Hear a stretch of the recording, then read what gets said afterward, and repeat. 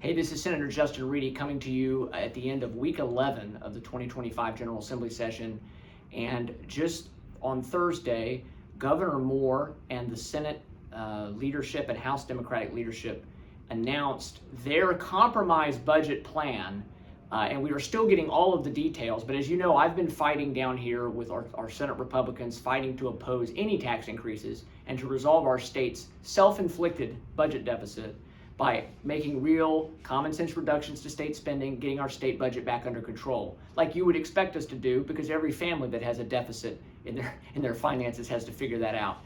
Instead, what's happening is the governor, he originally put out a package of potential tax increases. The House Democrats wanted to maybe pass a whole bunch of suite of taxes that we've talked about, whether it's a B2B tax or a soda tax, or we've talked about a driving tax. There's been a bunch of taxes proposed.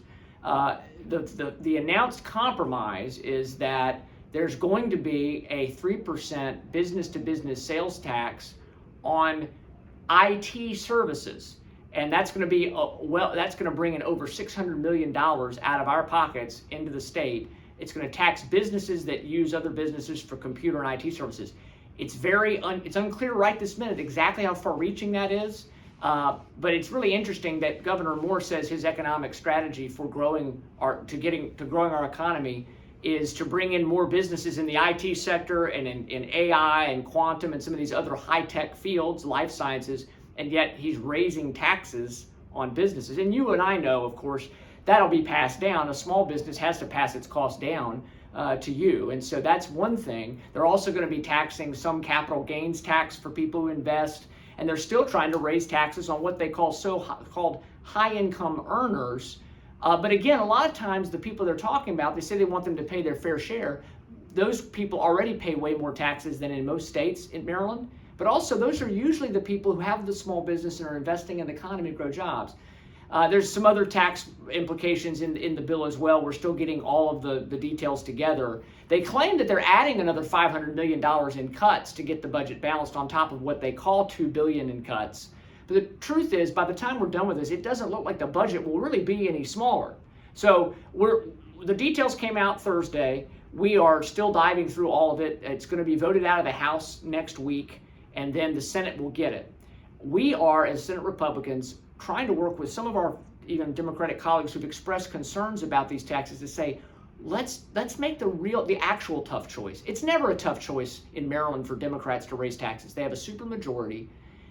The real tough choice is to actually look at what we're doing and prioritize and get rid of wasteful spending, and in some cases things that we might even like, but you need to scale back. Maryland families and businesses and retirees are crushed with our high cost of living. And so the big fight heading into next week, it'll be a big fight in the House of Delegates first on the budget, the overall budget, and BRFA, which is where the taxes will be in this budget, in this document called a BRFA. That's a separate bill from the budget. And we're going to see what comes out of that discussion. But we are not giving up. We're still fighting.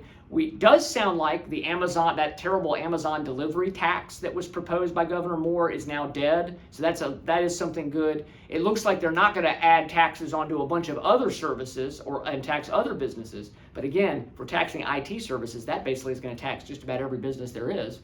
So that's concerning. But we have seen some taxes scaled back and cut, which is positive. But overall, still taxes going up on working families and Marylanders. And so that's the proposal. That's what we're going to be fighting.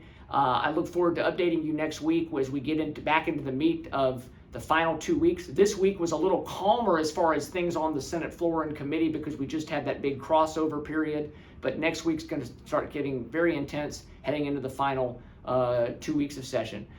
Thank you for the opportunity to serve you. Please feel free to reach out with any questions.